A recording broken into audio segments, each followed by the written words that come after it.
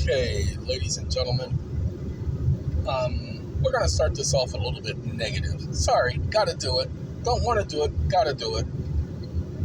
I've been telling people for the better part of 23 years that I was going to get to the point where I wasn't going to be able to communicate.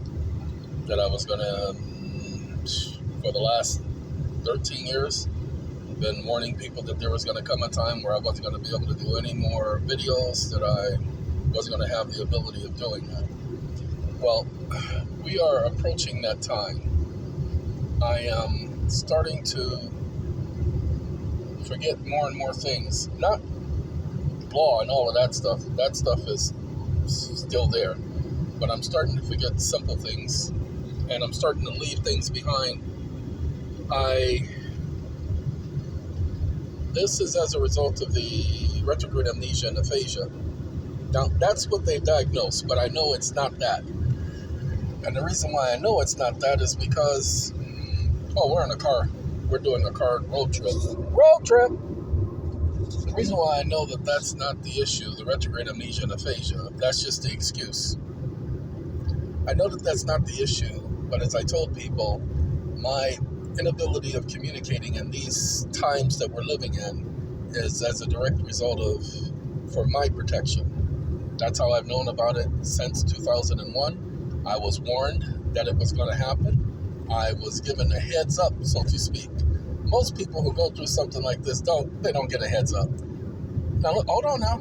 Nebuchadnezzar was given a heads up, although it was like 5 seconds. He was given a heads up that he was going to, be out of his mind. I'm not going to be out of my mind. I'm just not going to be able to communicate with people. And I do see that time coming sooner than later. But it's okay. Everything is already in place. I've already prepared. I've had years to do this. The bad part is there's something saying, hey, did you accomplish everything you were intending to accomplish? And the answer to that question is yes. I've done everything I was supposed to do. And I've completed everything I was supposed to complete. Everything else was just icing on the cake. You see, I don't have to make everybody suffer for the consequences that they have done to me. That's not my job. I don't have to do that. It will happen when it happens. Now, let's talk about something, because I'm in the mood to talk about something.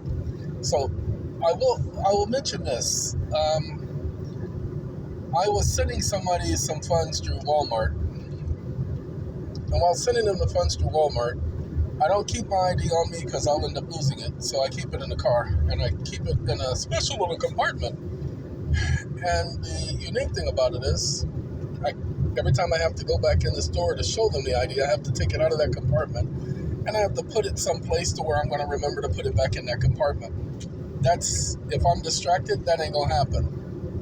If I am distracted, that ain't going to happen. I was distracted each of the 4 times I went to Walmart. I went to Walmart today to go and retrieve the $300 that I have sitting in their system. $308, by the way. Ooh, doggy. Left my ID at home again, because it was on the desk and there was something laying on top of it. So that's what's happened every single time. Something laying on top of the ID. Even though I know it's on the desk, even though I know I have to put it in the car, I just keep leaving it there. At first, I thought I lost it, so I paid $40 for a new ID. And they're sending a new ID. And it was just ordered a couple of days ago. A couple of days ago. It was just ordered yesterday and processed today. So, because I was just at the DMV again today, trying to accomplish something that they said would be impossible. I'm about to make it possible. Ooh, doggy. They were nice. They treated me with respect, because I've checked them a couple of times, letting them know I ain't the person. I wasn't that person last week. I won't be that person next week. I am not that person. Okay. Well, today I went. I had these 5-gallon water containers, and I forgot to take them out of my trunk, and two of them actually fell over, and they leaked water, and so the trunk smelled as if something had been wet and had been in the trunk for 24 hours. So I took it and I washed down the liner for the trunk in the car wash. Did a pretty good job. I actually was kind of impressed. The only problem is I remember shutting the trunk after putting the liner in, and I didn't pick up the 5-gallon water containers. They're Home Depot buckets. I can go and buy more, but I didn't pick them up. So somebody is going to get some free buckets. It's okay. Whoever gets it, they probably needed it. That's the only way I can look at it. I was on the phone talking with someone, and while on the phone talking with this person, I didn't look over to that side because I was on the phone, so I did not look over. If I had looked over, if I had glanced over, everything would have been fine, but I was more so wanting to leave the area. So there you go. Now we're going to talk about something really interesting. I was just showing a group of people today because I thought it was important that they know what's really going on with our government. Nobody reads the Act of 1871. It's called, you can actually look up the Act of 1871. Now, they'll say, there were a lot of acts of 1871. You want to look up February 21st, 1871. February 21st, 1871. The reason why you want to look up February 21st, 1871 is because that's the act that created the corporation known as the District of Columbia. It made it a municipal corporation. It is also the very same act that created this thing known as the United States Corporation. Now, when you go and you read the DC Code, just remember that DC, District of Columbia Code, CODE. When you go and you look up the DC Code, you specifically want to look up sections 101, 102, 103, 104, and don't forget 105. Those are the ones. The first one talks about the River Potomac, and it talks about the Potomac River, and it says it includes the Potomac River and all of the places it travels. Every place it travels. Well, I have to ask people, where does the river end? You've heard the river's end. There's even a phrase called the river's end. Rivers don't end, everyone. Rivers never end. Never, ever, ever can you find a river that ends. Rivers never end. You see, what happens is they flow into other bodies of water. Rivers flow into lakes. That's how a lake is created, because a river reached a dead end. Okay? Rivers flow into lakes. Rivers flow into oceans. Rivers flow into streams. Streams flow into rivers. Lakes flow into rivers. Ta-da! Rivers never end. Now, to prove to you that they don't end and they cover, because it even covers the islands. Well, an island is just nothing but a piece of land that sticks up out of the water. So it even covers the islands. Go back and read. Well, since the Potomac River flows all over the earth, and it flows into every district, go ahead, do your research. I did it this morning with the group. First time I'd ever bothered to look it up. But there is a district for every country. Every country has districts. Every country has districts. They either call them provinces or districts or regions. But every country has districts. Every city, every state, every town, every school is either a district or part of a district in the United States. And that's just a few. Okay? That's just a few. I didn't even name all of the different possibilities of districts. So, everything is in a district. All of this arguing, talking about jurisdiction, you guys are arguing the wrong points about jurisdiction. The reason why they have no jurisdiction is because none of them are operating under the judicial branch of government.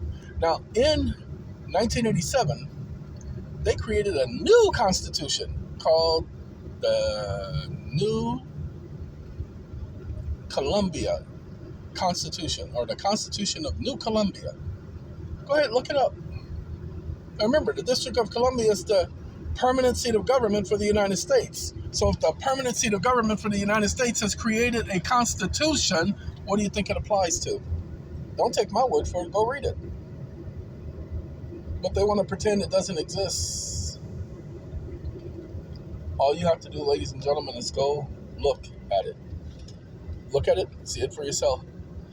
They ratified it, and it became official in 1987. Now, they're claiming it didn't pass. So they talk about Washington, D.C. and its statehood. They say that was his petition for statehood. Ladies and gentlemen, go back and read the D.C. Code and the Act of 1871. The District of Columbia could never be a state. Why? Because it is the permanent seat of government for the United States. So you can't take the District of Columbia, which was created, particularly section number 1 of 101,